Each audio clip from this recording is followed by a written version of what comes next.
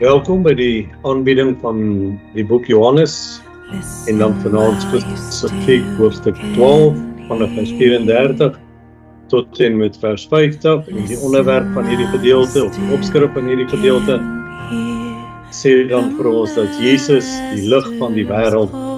Kom ons bid net saam voordat ons aangaan met die aanbieding. Vader, baie dankie vir die kosbare woord. Dankie dat ons weer eens bevoorreg is om oor u woord te kan kuier en met mekaar te kan deel dit wat u vir ons in die woord wil oopmaak deur die Heilige Gees. My gebed is dat Here die woord wat sal uitgaan dan vrugbare grond sal val en dat u dit sal seën deur u Heilige Gees en dat u daardeur verheerlik sal word.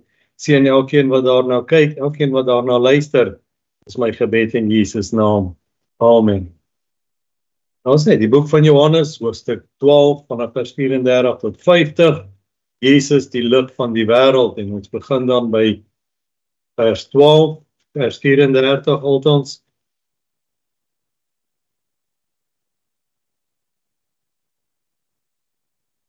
Vers 34 sê, die skare antwoord hom, ons het uit die wet gehoor dat die Christus tot in ewigheid bly en hoe sê u dat die seun van die mens verhoog moet word?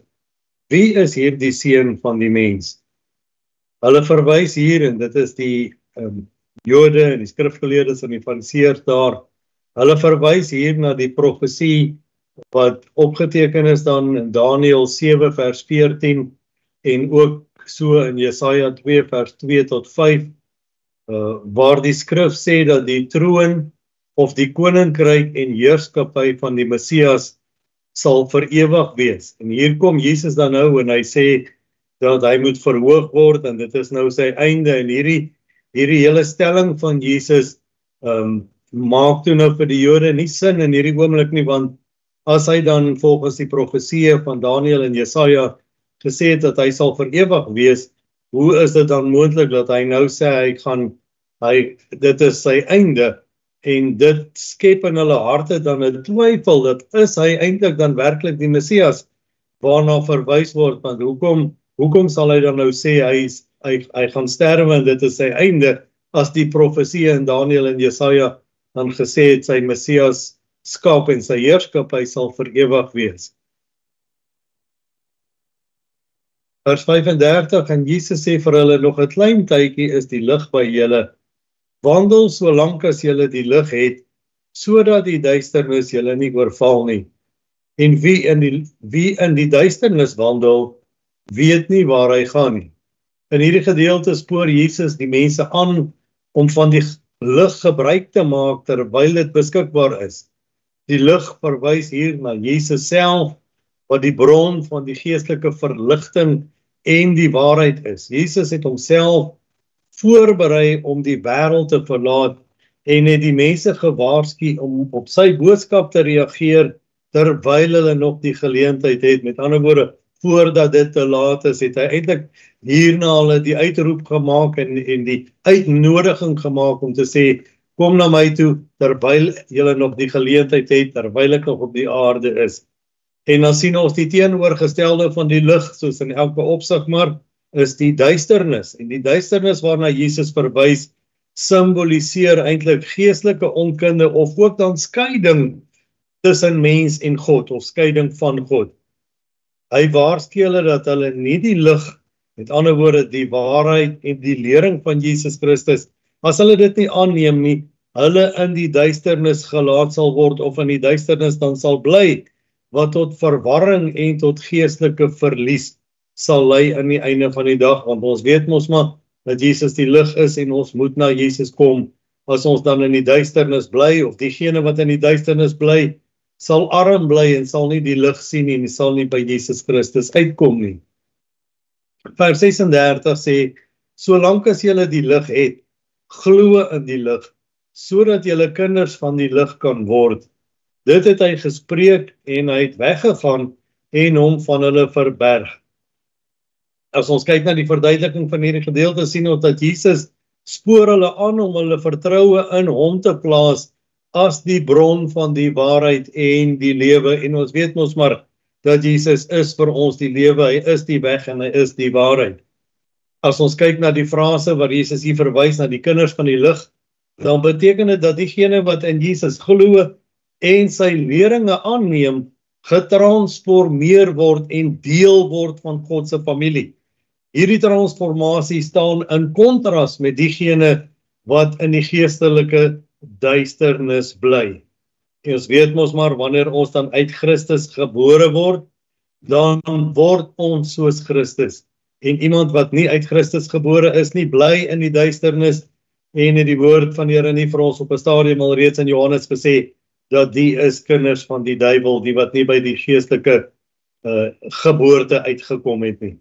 Die feit dat Jesus weggegaan het, dui op 'n keerpunt in die verhaal van Jesus. Jesus het sy leringe en sy waarskuwings met ander woorde afgehandel, en dan terwyl hy voorberei vir sy naderende dood, het hy hom basies dan onttrek van die publieke toneel, en het hy nie meer wonderwerke gedoen nie, het hy nie meer leringe gegee nie, maar het hy hom dan nou slegs toegespits op dit wat vir hom voorlê, naamlik die gevangeneming en die dood en die opstanding daarmee saam. As ons kyk na vers 37, dan sien ons, en alhoewel hy so baie tekens voor hulle gedoen het, het hulle nie in hom geglo nie. En hier is 'n baie belangrike les wat ons hieruit kan leer uit hierdie spesifieke vers. Hierdie vers weerspieël byvoorbeeld die hardheid van die hart wat sommige gehad het, selfs in die lig van die feit dat Jesus 'n klomp wonderwerke gedoen het en bewyse gelewer het, is die mense se harte so verhard dat hulle nie werklik geglo dat Jesus die seun van God is nie. Dit beklemtoon ook dat geloof nie altyd deur wonderwerke alleen gewaarborg word nie. Ons sien so baie dat mense, en veral baie keer kerke, fokus op wonderwerke, en ons weet mos dat ons nie gered kan word deur wonderwerke nie, maar alleenlik deur Jesus Christus aan te neem as ons verlosser en saligmaker.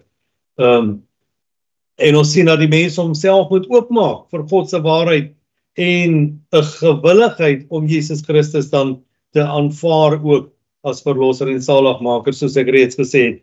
Die onvermoë om te glo ten spyte van wonderbaarlike en bonatuurlike tekens spreek van geestelike blindheid en ook dan die weerstand teen God se werk. As ons kyk vers 38, sodat die woorde van die profeet Jesaja vervul sou word wat hy gesê het, Here, wie het ons prediking geglo en aan wie is die arm van die Here geopenbaar? As ons kyk bietjie, dan sien ons die aanhaling verwys na die feit dat die mense die boodskap van verlossing wat God aangebied het op daardie stadium en selfs in vandag se tyd nog steeds verwerp.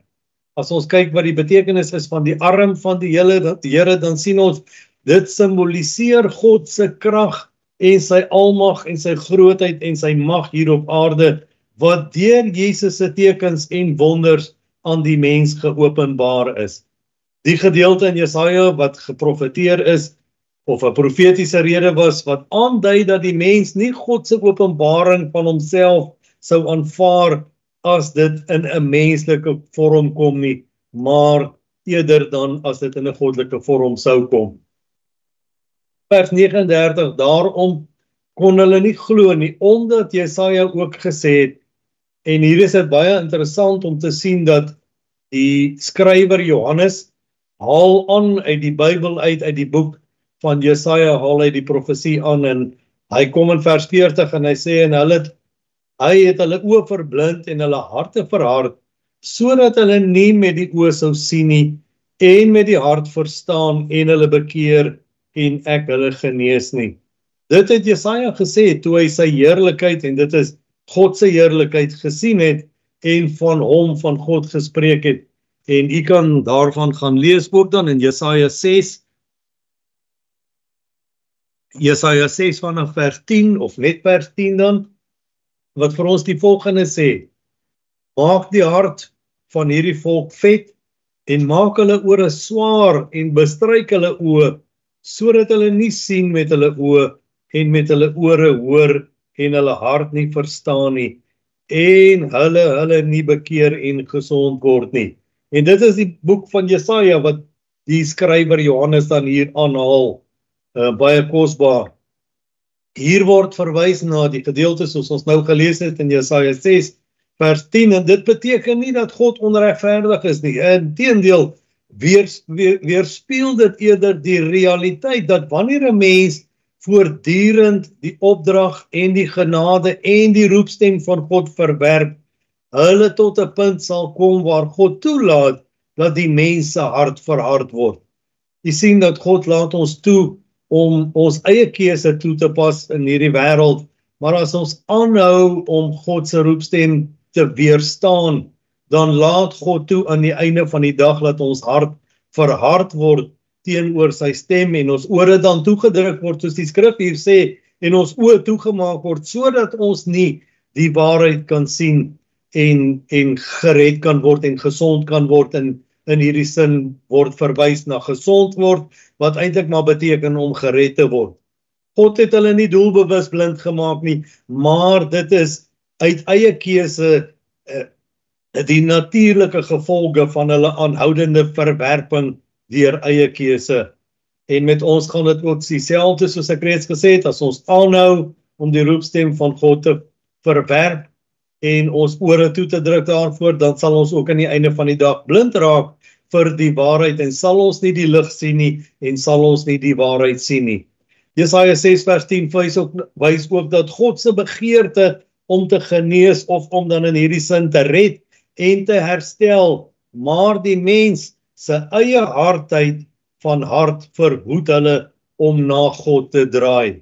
Ons sien dit nie net in die Bybelse tyd gebeur nie, maar dis ook vandag se tyd is dit 'n werklikheid dat mense se harte verhard is en dat hulle nie 'n begeerte het om na God te draai of om na Christus te draai nie. So jammerlik dat mense nie altyd die lig wil sien as gevolg van hulle eie verharde harte nie.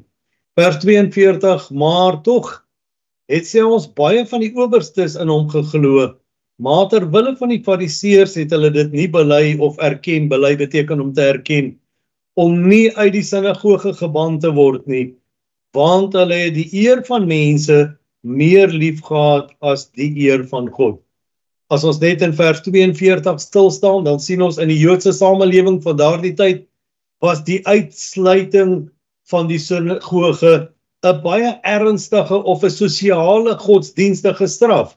Dis amper soos in vandag se tyd om onder sensuur geplaas te word. Aangesien dit die skeiding van die gemeenskap en die godsdienstige lewe beteken het. Daarom het hierdie leiers eerder gekies om Jesus in die feit dat hulle in hom glo in die geheim te hou, uit vrees vir die feit dat daar 'n moontlikheid bestaan dat hulle uit die sinagoge uitgeban sal word. En hierdie sou dan vir hulle 'n vreeslike sosiale stigma gewees het wat daarmee gepaard gaan. So terwille van hulle eie ego, terwille van hulle eie grootmanskap, het hulle liewer net in Jesus in die geheim geglo en hom nie in die openbaar erken as die Christus nie. En dit gebeur ook in vandag se tyd, dat mense in die geheim Christus aanneem, maar hulle nie bereid is om voor hulle vriende van die wêreld Jesus Christus uit te dra en te lewe nie en 'n voorbeeld ook dan te kan wees nie. Hierdie gedeelte byvoorbeeld is 'n voorbeeld van mense wat toegelaat het dat hulle vrees vir menslike oordeel swaarder weeg as die begeerte om God te behaag. En weer eens, dis in die orde van die dag en vandag se lewe ook, dat om mense te behaag vir mense baie meer belangrik is as om vir God te behaag. En ons weet as ons nie God behaag nie, as ons rug op God draai, dan sê die woord baie duidelik vir ons, hy sal ook sy rug op ons draai en sy aangesig van ons wegdraai aan die einde van dae. Vers 44, en Jesus het uitgeroep en gesê, wie in my glo in my, nie in my nie, maar in hom wat my gestuur het. En ons weet mos maar, wie het vir hom gestuur? God die Vader het vir Jesus gestuur. En wie my aanskou hom wat my gestuur het. Hierdie stelling bevestig weer dat die goddelike aard van Jesus en dat geloof in hom, in Jesus, ook dan geloof in God beteken. Ons weet mos dat ons kan nie in Vader glo as ons nie in die Seun glo nie, en andersom is net so waar, ons kan nie in die Seun glo as ons nie in die Vader glo nie. Dan sien ons ook dat wanneer die mens na Jesus kyk, sien hulle nie net 'n mens nie, hulle sien 'n direkte weerspieëling van God self. Jesus is ten volle God en ten volle mens, en deur hom kan die mensdom God ken, kan die mensdom na God kom en kan die mensdom gered word. Vers 46, Jesus aan die woord, wat sê, ek het as lig in die wêreld gekom, sodat elke een wat in my glo, nie in die duisternis sou bly nie.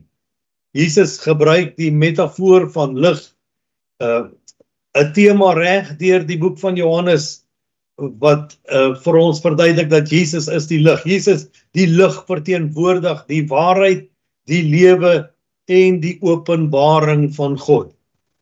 Jesus het gekom om die geestelike duisternis wat die mensdom omhul as gevolg van hulle sonde te verdryf. Jesus se begeerte was nooit dat die mense in die duisternis bly nie, maar hy het gekom as die lig om die wêreld van die sonde te verdryf of te bevry en die sonde van die mens te verdryf. Deur in hom te glo, met ander woorde deur in Jesus te glo, word mens in die lig van God se waarheid, verlossing en ewige lewe gebring. Net weer eens, ons kan nie na die Vader kom, behalwe deur Jesus Christus, wat die lig is. En ons weet ook, die woord sê vir ons, die lig verdryf die duisternis uit ons lewe uit. Prys sy wonderlike naam. Vers 47 sê die woord van die Here vir ons, as iemand na my woord luister en nie glo nie, ek oordeel hom nie, want ek het nie gekom om die wêreld te oordeel nie, maar om die wêreld te red. En as jy bietjie onthou, dan is dit 'n presiese weerspieëling of 'n ooreenstemming met Johannes 3 vers 17, waar teenoor in vers 16 waar hy kom en hy sê hy het gekom sodat elkeen wat in hom glo die ewige lewe mag beerwe, en dan in vers 17 waar hy sê hy het nie gekom om die wêreld te oordeel nie, maar dat die wêreld deur hom gered kan word. Hier word dieselfde vers dan herhaal in hoofstuk 12 vers 47. 48 sê, wie my verwerp en my woorde nie aanneem nie, het een wat hom oordeel. En dan hierdie een, jy sal sien daar dubbelpunt, antwoord Jesus die stelling, die een wat sal oordeel is die woord wat ek gespreek het. Dit sal hom oordeel in die laaste dag.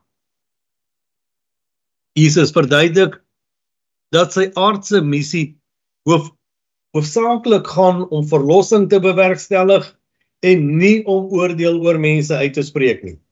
Inteendeel, hy bied genade, hy bied vergifnis, hy gee mense die geleentheid om in hom te glo en om hulle met God te versoen en by God uit te kom en kinders van God te word. Sy fokus is daarop om lewe te bring aan diegene wat in die duisternis is of in dan wat verlore is. Terwyl Jesus gekom het om te red, maak hy dit ook duidelik dat verwerping van sy woorde tot oordeel sal lei. Baie duidelik, daar is nie eers 'n twyfel daarin nie. Sy woorde is die standaard waarvolgens almal geoordeel sal word. So die dag wanneer ons voor hom verskyn, sal hy ons nie oordeel aan dit wat ons in die kerk gedoen het of in die kerk geleer het nie, maar hy sal ons oordeel en hy sal ons meet na sy woord.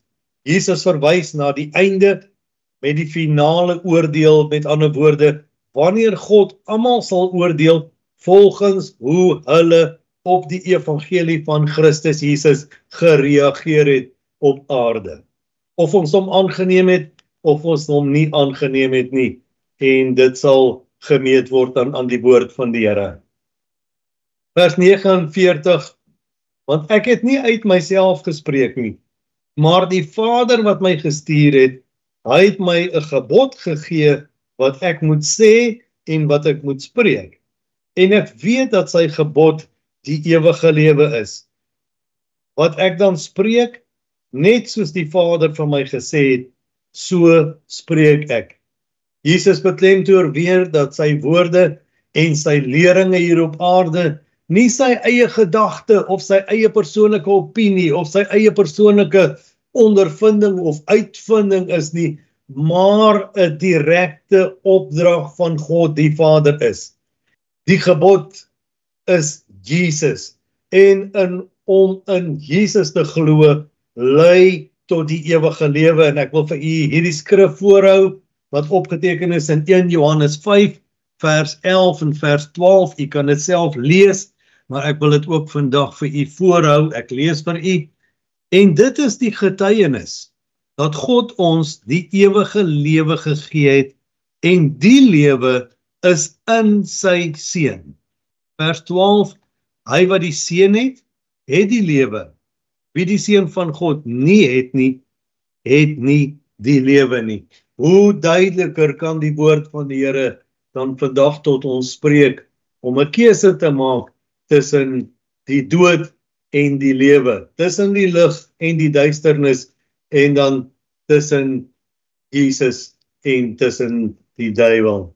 Hierdie is die einde van die openbare prediking van Jesus ook. U sal merk, soos omdat ons aangaan vorentoe, dat tot by die einde van Johannes spreek Jesus nie weer tot die mense in die term van leringe en wonderwerke nie, maar hy spandeer hierdie tyd voor sy dood, sy naderende dood, spandeer hy om sy disippels te onderrig en hulle toe te rus vir dit wat sal kom.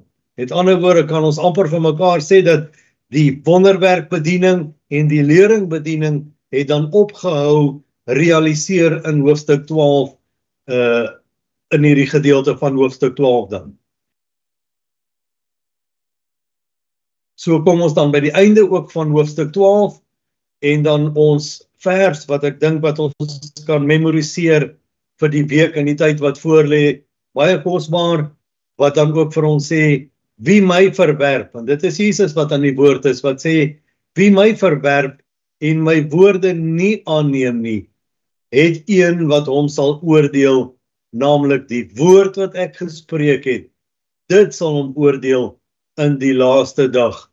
En hoe tragies sal dit wees, as ons in daardie dag moet hoor, gaan weg van my af, ek het jou nie geken nie. Tot sover dan die aanbieding van vandag, as ons gespaar bly volgende week, dan behandel ons Johannes 13, vanaf vers 1 tot 20, wat handel oor Jesus, wat die voete van sy disippels gewas het.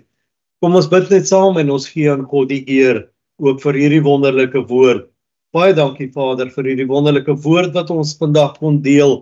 En ek wil bid dat U dit 'n werklikheid in ons harte sal maak, dat ons dit sal oordink en sal bedink, en as daar iemand is wat hierdie opname kyk of luister en wat nog nie die keuse gemaak het om Jesus Christus aan te neem as sy verlosser en saligmaker en van die duisternis oor te kom in die lig nie, wil ek bid, Here, dat die Heilige Gees in die persoon se hart sal werk en dat hy tot hierdie slotsom sal kom en besef sal kom dat hy moet hierdie keuse maak om Jesus aan te neem, om sodoende gered te kan word, om vrygespring te kan word van die oordeel wat daar sal wees aan die einde van dag.